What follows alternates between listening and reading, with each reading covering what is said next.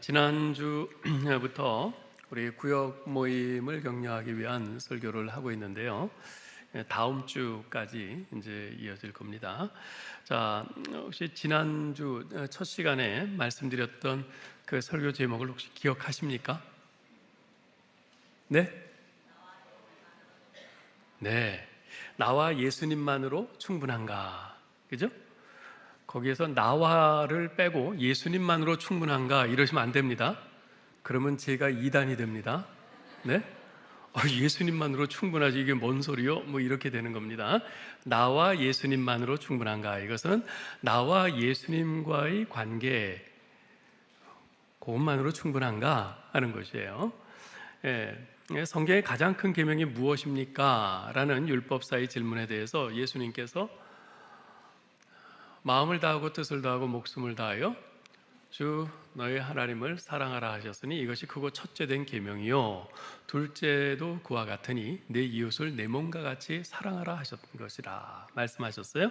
우리 예수님께서는 가장 큰 계명을 말씀하실 때 하나님 사랑과 이웃 사랑 이 두 가지를 같이 말씀하셨습니다. 이 말씀에서 알 수 있듯이 난 예수님과의 관계만으로 충분해, 다른 사람과의 관계 그거 필요 없어, 이렇게 생각하면 안 된다는 것입니다. 자, 오늘은 지난주 말씀의 연장선상에서 주일 예배만으로 충분한가? 라는 제목으로 말씀을 드리려고 합니다. 여러분, 오늘 말씀은 두 부분으로 이렇게 나누어서 좀 말씀을 드릴 텐데요. 첫째는 이 주일 예배는 너무나도 중요하다는 것입니다. 주일 예배는 너무나도 중요합니다. 우리 합신교단의 헌법의 예배 모범을 보면요, 주일 공동 예배에 대해서 다음과 같이 설명하고 있습니다. 여러분 한번 잘 주목해서 보시기 바랍니다. 우리가 주일에 예배하러 모이는 것은 주님의 몸된 교회의 지체들로서 서로 교통하는 중요성을 지녔다. 그러나 그보다 더 중요한 것은 그때에 하나님의 계약 백성으로서 하나님을 만나는 것이다.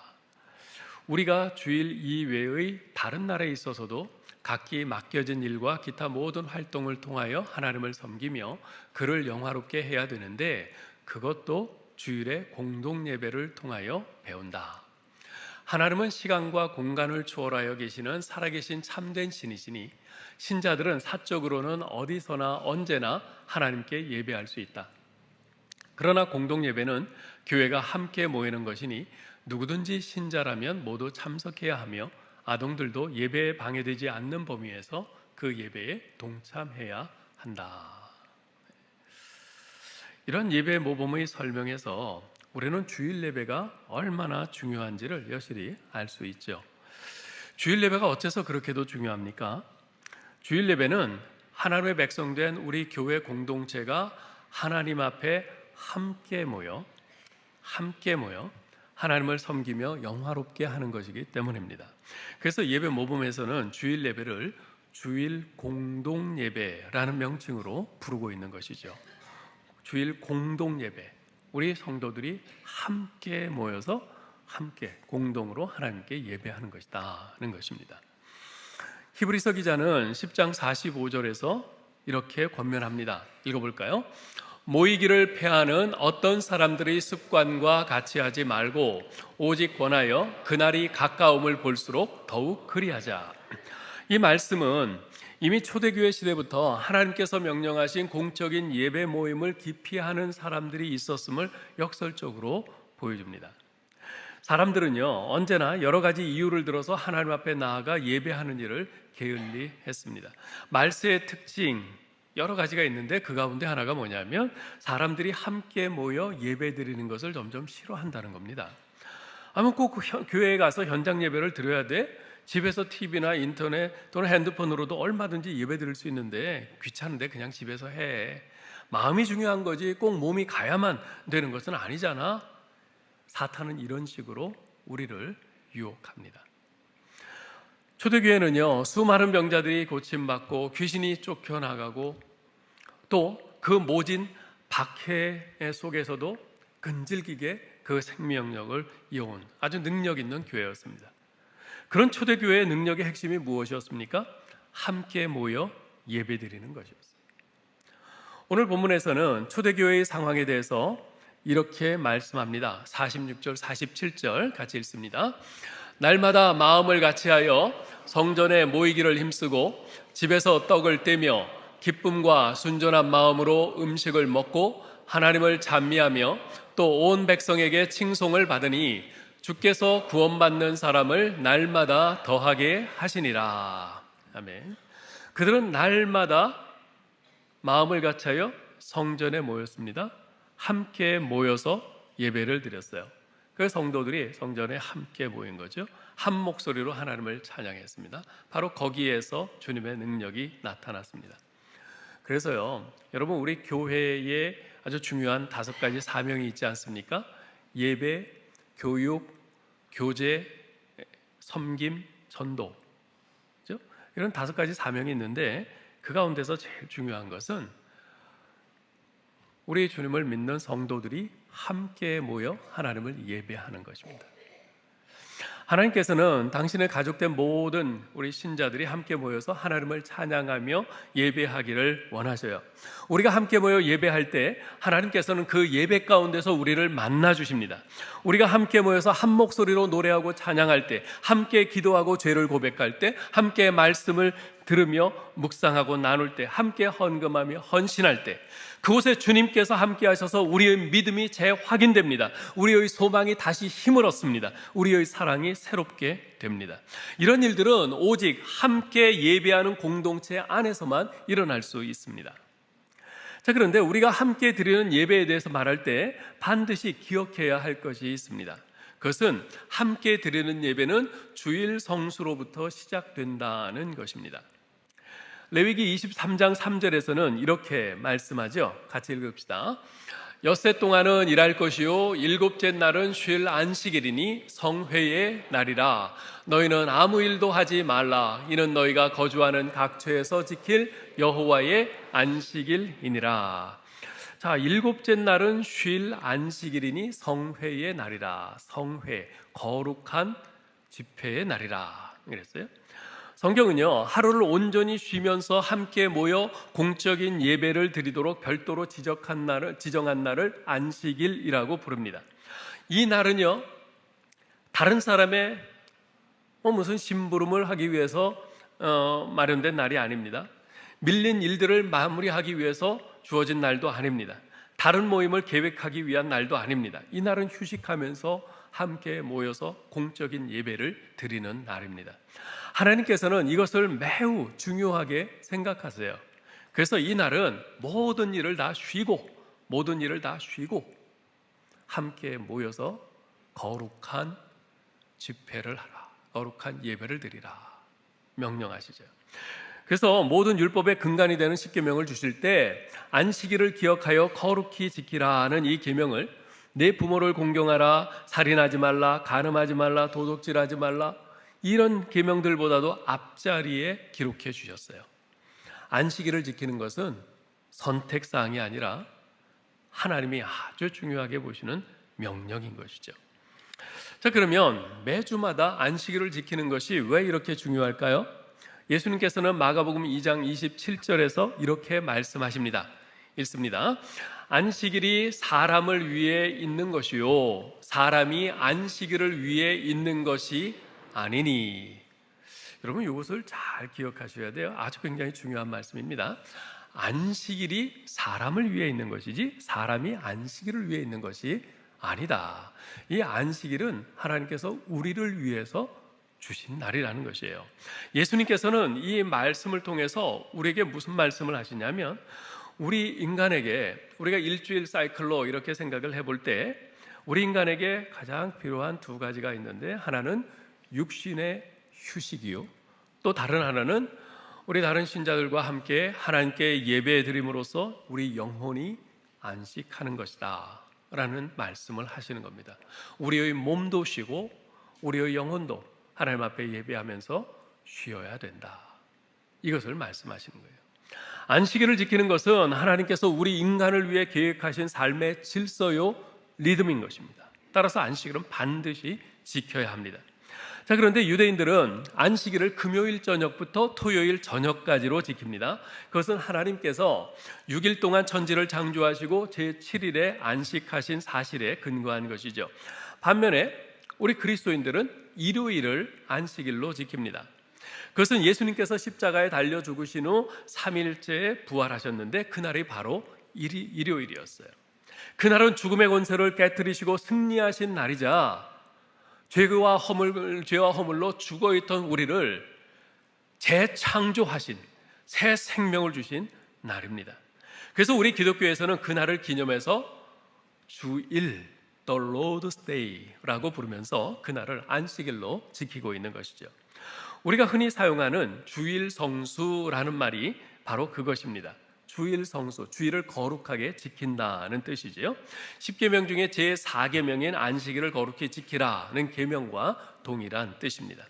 따라서 주일 성수는요, 우리 신자들이 생명을 걸고 지켜야 할 정말 기본 중에 기본이에요. 가장 중요한 것이죠. 주일 성수에 대해서 생각할 때요, 여러분, 우리는 보통 형식과 내용 이 두 가지를 가지고 많이 설왕설래를 합니다. 심지어는 많이 다투기도 해요.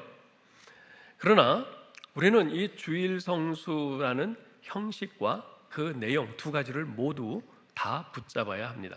먼저 형식적인 면에서 우리는 주일 예배를 생명처럼 지켜야 합니다. 주일 예배 빠지지 말고 무슨 일이 있어도 참석해서 교우들과 함께 예배드리라는 말씀입니다. 요즘은 주일 성수를 이야기하면 뭔가 시대에 뒤떨어진 사람처럼 취급됩니다. 저는 시대에 뒤떨어진 목사라는 말을 들어도 좋습니다. 주일에는요, 여러분 무슨 일이 있어도 반드시 예배에 참석하시기 바랍니다. 이것을 여러분의 삶의 대원칙으로 딱 고정시켜 놓으시기 바랍니다. 주일에는 나는 무슨 일이 있어도 나는 하나님 앞에 가서 우리 성도들과 함께 하나님께 예배드린다. 그것은 내 인생에서 절대 타협할 수 없는 대원칙이다. 이것을 분명히 세우시기 바랍니다. 이건 너무나 중요합니다. 전 이제까지 주일 성수를 제대로 하지 않는 사람치고 신앙이 성숙한 사람은 단 한 사람도 보지 못했습니다. 주일 예배를 소홀히 하는 사람치고 주님께 헌신된 사람 또한 한 명도 보지 못했습니다. 여러분 한번 정직하게 생각해 보시기 바랍니다. 지금 이 자리에 앉아 계신 분들 가운데 적지 않은 분들은 이 주일 예배가, 지금 여러분들이 드리는 이 주일 예배가 일주일 동안 여러분이 드린 유일한 예배일 겁니다. 지금 이 시간에 성경 말씀을 읽고 듣는 것이 일주일 동안 자신이 성경을 펴본 유일한 시간인 분들도 적지 않을 겁니다. 지금 이 시간에 함께 찬송을 부른 것이 일주일 동안 자신이 형제자매들과 함께 찬송을 부르는 유일한 기회인 분들도 많을 겁니다. 제가 틀렸나요? 틀렸으면 좋겠어요. 여러분, 주일은 한 주 동안 세상살이에 지친 우리의 영혼과 육체가 쉼을 얻는 동시에 한 걸음 더 나아가 어두운 세상을 이기고 살아갈 수 있는 하늘의 거룩한 능력을 공급받는 날입니다. 정말 중요한 날이죠. 그럼에도 불구하고 우리는 우리의 편의대로 주일 예배에 빠지는 것을 대수롭지 않게 생각하는 그런 경향이 있습니다.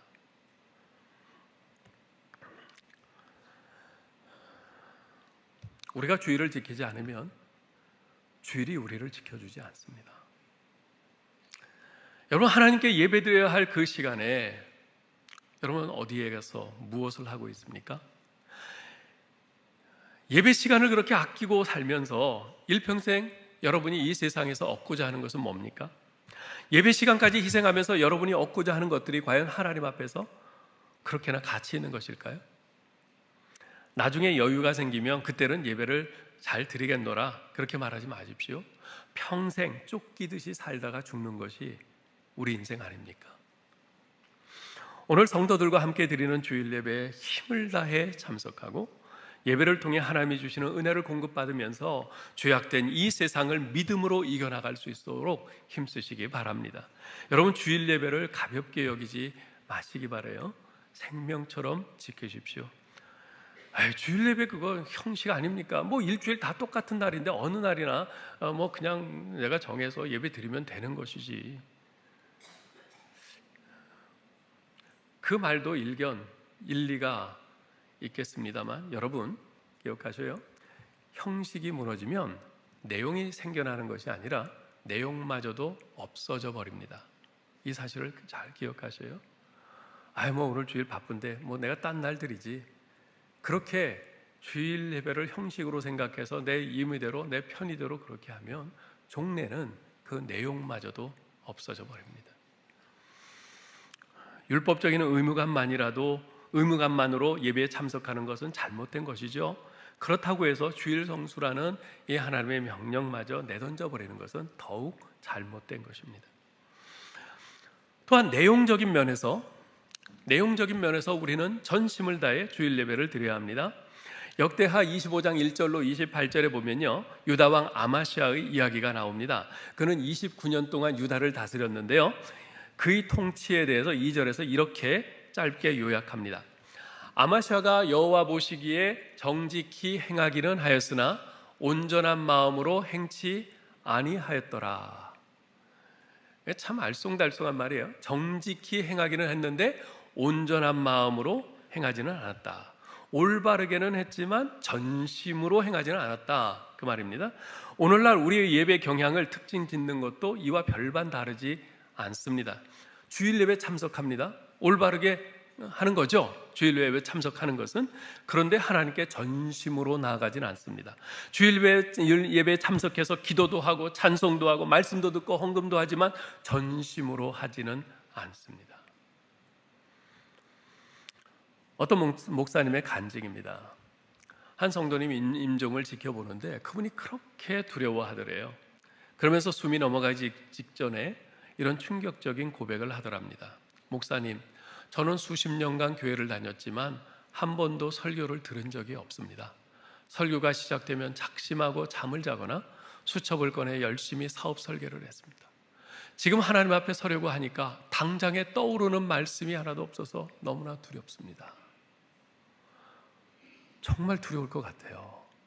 내가 수십 년 동안 교회 다녔는데 이제 막 죽기 직전이에요. 내가 죽어서 하나님 앞에 서야 되는데 아무 성경 말씀 하나가 떠오르질 않아요. 그거보다 더 두려운 일이 있을까요? 여러분, 예배는 하나님을 만나는 사건입니다. 전심으로 예배를 드리면 하나님을 만납니다. 하나님이 만나주세요. 약속입니다. 전심으로 예배를 드리기 위해서는요, 근데 예배를 위한 준비가 필요합니다. 습관적인 지각, 준비 없이 드리는 헌금, 예배보다는 예배 이후의 시간을 고려한 듯한 옷차림, 그리고 예배가 끝나자마자 황급히 교회를 빠져나가는 것 같은 행동은 모두 준비되지 못한 예배의 단면입니다.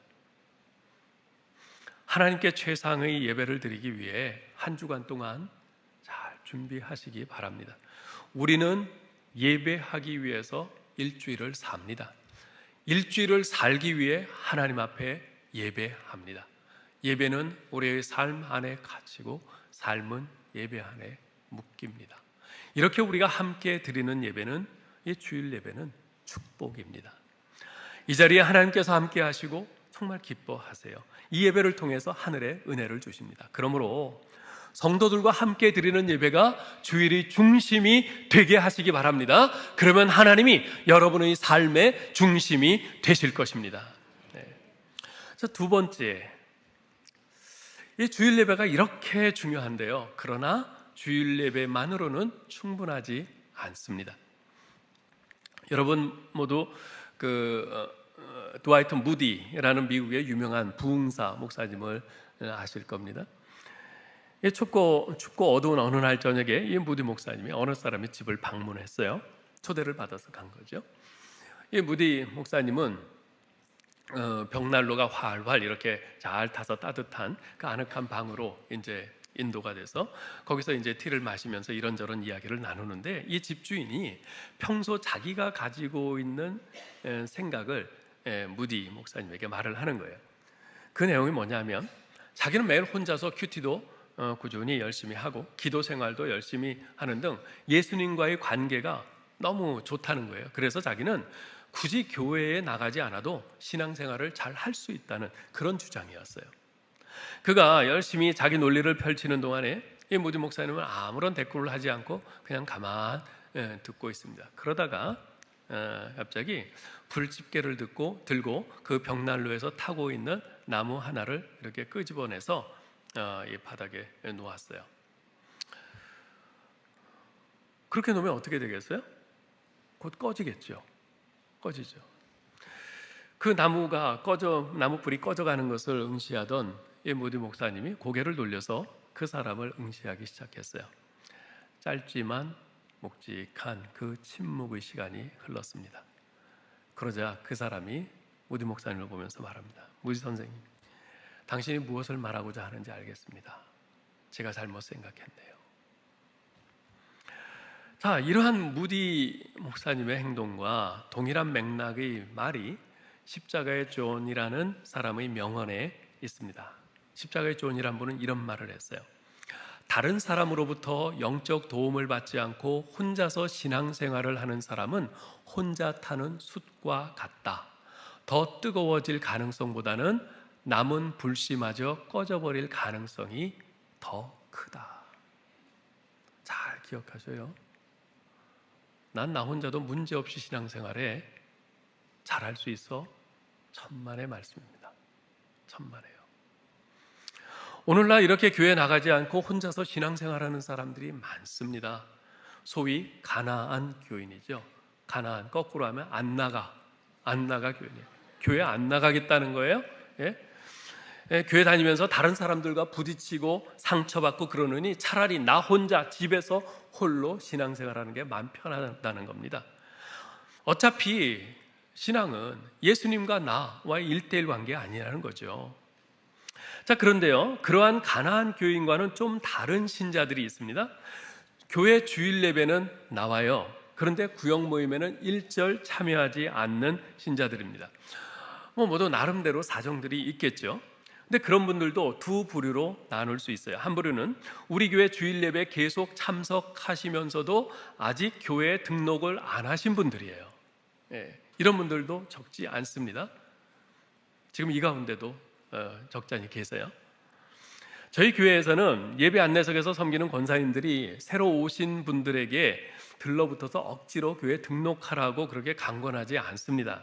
그래서 간혹 어떻게 이 교회는 새로 왔는데도 등록하라는 권유도 하지 않고 새신자에게 별 관심이 없네, 이렇게 오해하시는 분들도 있는데요, 그렇지 않습니다.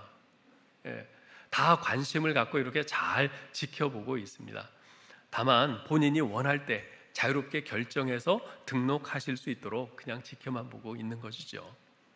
제가 이 교회 말씀드리는데요, 우리 교회 주일 예배에만 참석한 지 벌써 몇 개월 됐는데도 아직 교회 등록 안 하신 분들은 이제는 결심하시고 등록하시면 좋겠어요. 그렇게 안 하고 그냥 다니면 교회 다니긴 다녀도 마음 한쪽에서는 이게 괜히 긴장이 돼요. 남의 교회니까 긴장이 되고 조심스럽고 늘 손님 같은 그런 마음이 들거든요. 이왕 교회 다니는 것, 내가 몇 개월 다녀보니까 이 교회는 엉터리 같은 교회는 아니네, 괜찮은 교회 같아, 이 판단이 서셨으면 등록하시고 이제부터 이 교회는 하나님이 인도하신 내 교회야, 이런 소속감을 가지고 마음 편히 다니면 더 좋지 않겠습니까?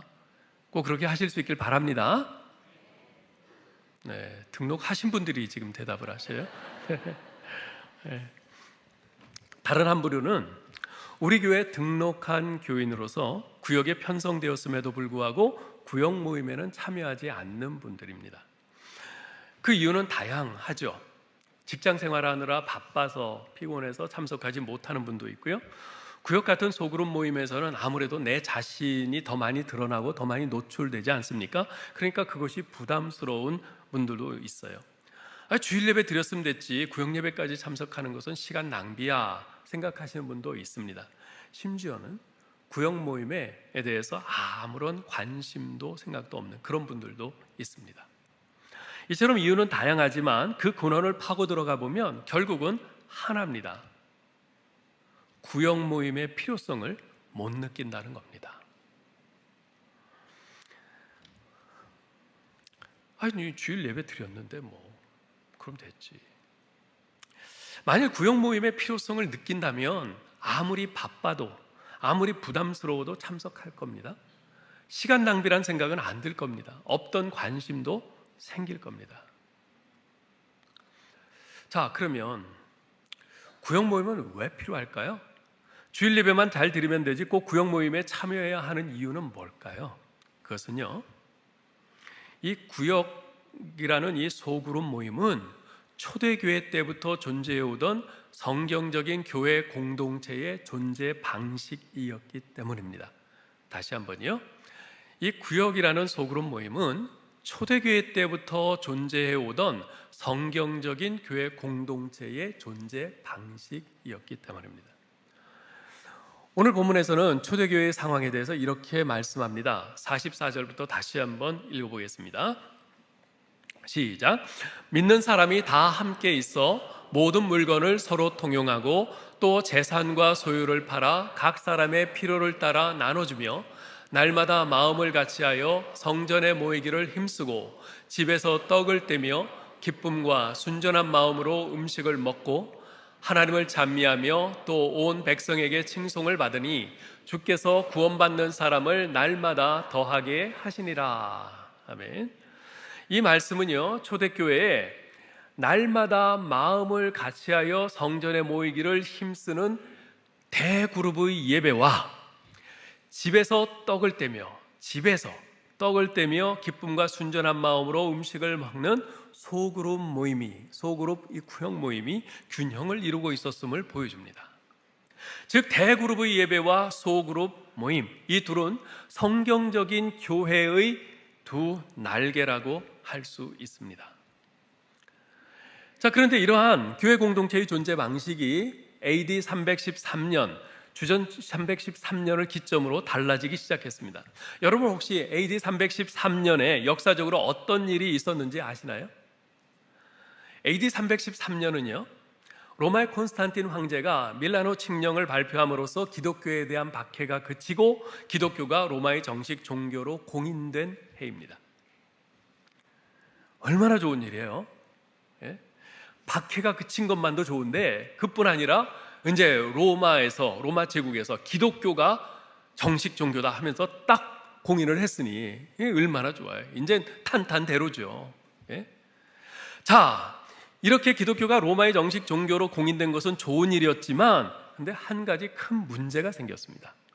그 이전까지만 해도 교회는 전체 회중이 다 함께 모이는 대그룹의 예배와 정기적으로 가정에서 모이는 소그룹, 이 구역 모임이 균형을 이루고 있었는데 로마의 정식 종교가 된 이후에는 전적으로 아주 특별한 건물, 대성당에서만 모이는 집회로 바뀐 겁니다. 그 전까지는 로마의 그 박해가 무서워서 함께 모여서 예배를 드려도 같은 그런 지하에 모여서 또는 어디 딴 사람 집에 모여가지고 조심조심 그렇게 공동 예배를 드렸는데 근데 이제 로마에서 딱 인정을 했으니까 무서울 게 뭐 있어요? 커다란 대성전들을 짓기 시작합니다. 대성당들을 짓는 거예요. 그래서 거기서 다 함께 모이는 겁니다. 함께 모이는 큰 모임이, 큰 예배, 공동 예배가 이루어진 거죠. 그 결과 로마 제국의 박해 속에서도 가정교회에서 또는 지하 카타콤에서 소그룹으로 모여서 하나님을 찬양하고 서로 말씀으로 격려하며 위로하고 서로를 위해서 중보하며 기도하던 성도의 교제는 사라지고 교회의 신자들은 예배에 참석해서 그저 수동적으로 참관하는 청중이 되고 만 겁니다. 즉 성경적인 교회의 한쪽 날개가 부러진 거죠. 그렇게 20세기에 이르기까지 무려 1700여년을 지나왔습니다. 여러분, 우리가 신앙 고백할 때 무엇으로 신앙 고백하죠? 예배 때 사도신경으로 신앙 고백하죠. 그 사도신경에 보면 나는 거룩한 공회와 성도가 서로 교통하는 것, 즉 성도의 교제를 믿습니다 라는 대목이 있습니다. 이것은 성도의 교제가 거룩한 공교회에 반드시 있어야만 하는 필수 불가결한 속성임을 말해주는 것입니다. 그냥 하나님께 드리는 예배만이 아니라 우리 성도의 교제가 반드시 있어야 된다는 겁니다. 이런 성도의 교제는요, 사실 대그룹으로 모이는 예배에서가 아니라 구역 모임과 같은 소그룹 모임에서 더욱 활발하게 일어납니다. 그리고 구역 모임 내에서의 활발한 성도의 교제는 우리를 필연적으로 변화와 성숙으로 이끕니다. 그래서 주일 예배와 더불어 구역 모임이 반드시 있어야 하는 것이죠. 자, 그런데 이렇게 활발한 성도의 교제를 가능케 하는 구역 모임을 위해서 반드시 거쳐야만 하는 세 단계가 있습니다. 첫 번째 단계는 The Membership Level, 즉 하나님의 가족에 속하기로 선택하는 겁니다. 내가 구역 모임에 참석하기로 선택하는 겁니다. 이것이 가장 기본적인 1단계예요. 에베소서 2장 19절에 보면 이렇게 말합니다. 읽습니다. 그러므로 이제부터 너희가 외인도 아니요 손도 아니요 오직 성도들과 동일한 시민이요 하나님의 권속이라. 하나님의 권속, 하나님의 가족이란 뜻입니다.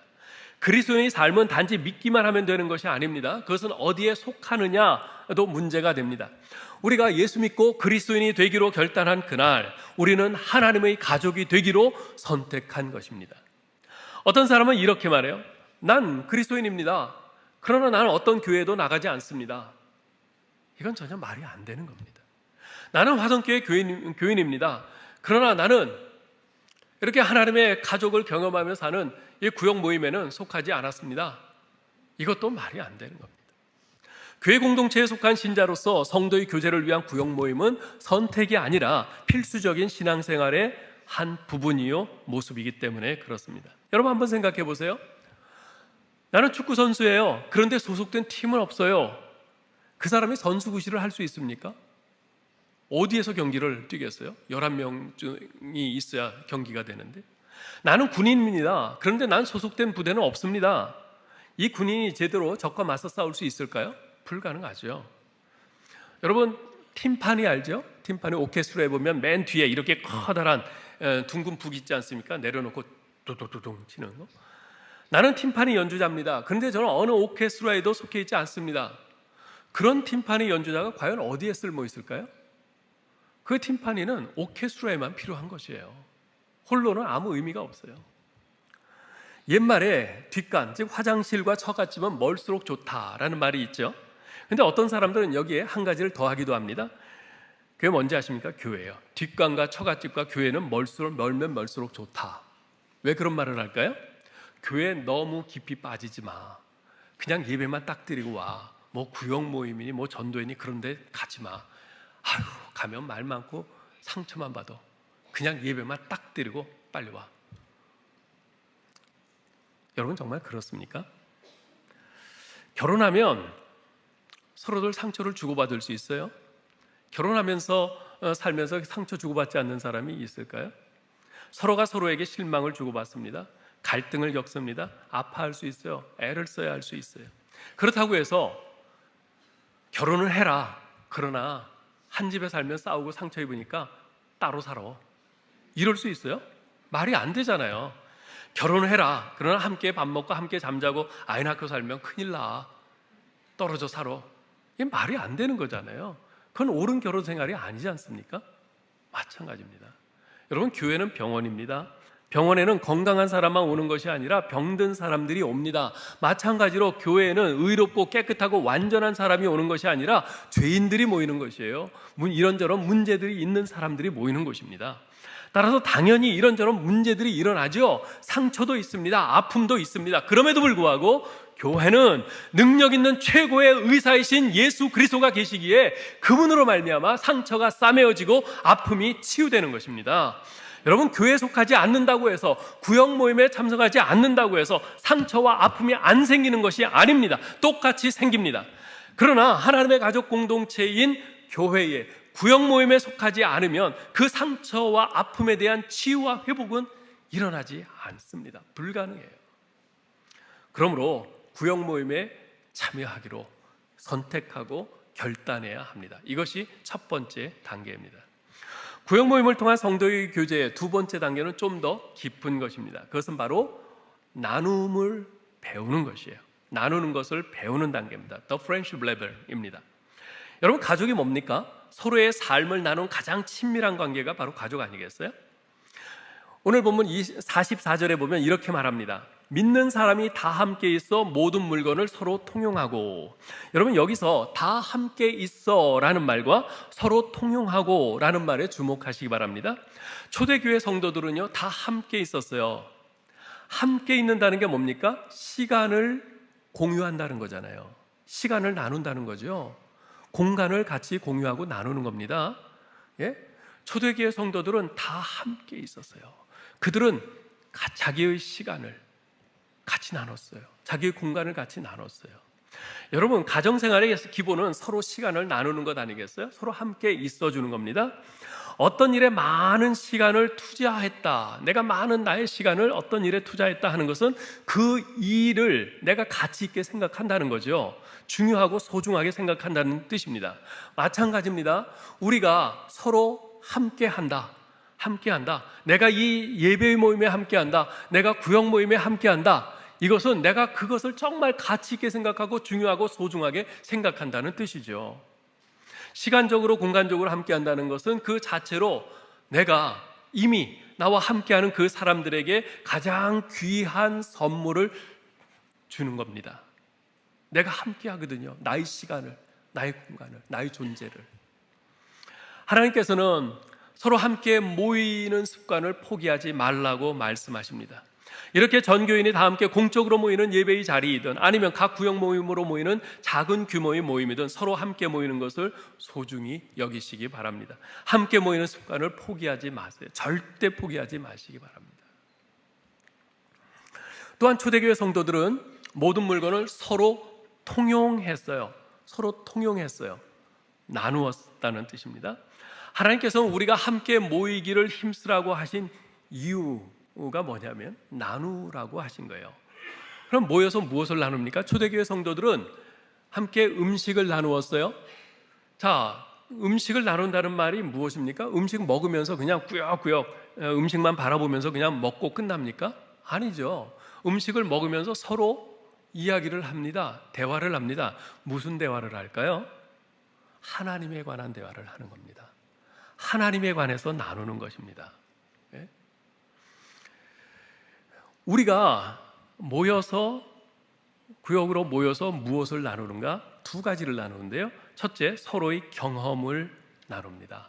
서로의 경험을 나눠요. 성경은 철이 철을 날카롭게 하듯이 다른 사람들의 경험으로부터 배우라고 합니다. 다른 사람의 경험에서 배우는 것은 아주 지혜로운 일이에요. 왜냐하면 우리가 나 혼자서 모든 것을 다 경험할 수 없기 때문에. 근데 무슨 경험을 나눕니까? 하나님에 대한 경험을 나누는 것이에요. 하나님에 대한 경험을 나누는 거예요. 내가 지난번에 이런 어려운 일이 있었는데 내가 하나님께 진심으로 매달리고 금식하며 기도했더니 하나님께서 놀랍게 정말 이 문제를 이렇게 해결해 주셨어. 내가 어제 아침 말씀을 묵상하고 그래, 오늘 이 말씀 붙잡고 이 말씀대로 한번 살아보자 하고 굳게 결심하고 그대로 했더니 정말 그 말씀대로 되는 거야. 이런 하나님 경험을 나누는 겁니다. 그래서 하나님께서는 우리가 이렇게 서로 나누는 가운데 비록 내가 직접 경험하지는 못했지만 다른 사람이 나누는 하나님 경험을 통해서 단시간에 많은 것을 서로 배우고 공유하도록 하신 것이죠.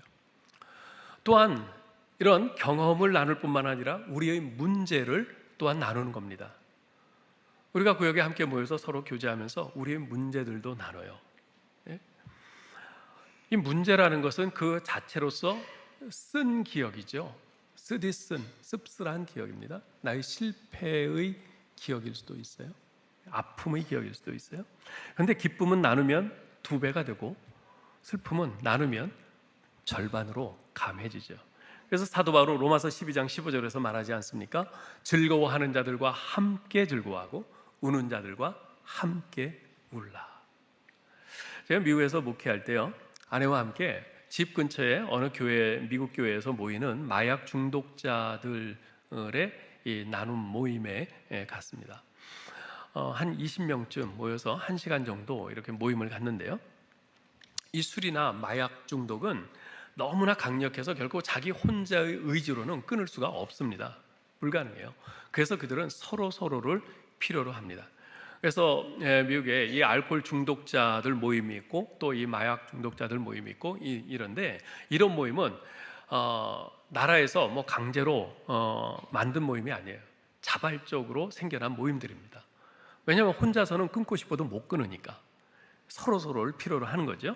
근데 그 모임은 어떻게 하냐면요, 이렇게 모이면 삥 둘러 앉습니다. 그러면서 이제 한 사람씩 무작위로 자기가 원하는 사람, 자원하는 사람이 먼저 이제 이야기를 시작을 하는데요. 그러니까 맨 먼저 자기 이름을 이야기합니다. My name is Jim. 그래요. 그러면 그곳에 모인 다른 모든 사람들이 Hi Jim 하면서 반응을 보여요. 예, 반응을 보여요. 그러면 이제 그 사람이 자기 간증을 합니다. 어떤 사람은 자기가 지난 일주일 동안 마약 한 번도 안 했다고, 그래서 너무 기쁘다고, 이런 간증도 하고요. 어떤 사람은 제가 6일까지는 잘 견뎠는데 7일째 되는 날 TV를 보는데 TV에서 갑자기 마약하는 장면이 나와갖고 그걸 못 견뎌갖고 제가 가서 또 마약을 샀어요. 실패했어요. 이런 간증도 나누는 거예요. 그렇게 이야기를 다 마치면 모든 사람들이 땡큐 짐 하면서 끌어안아줘요.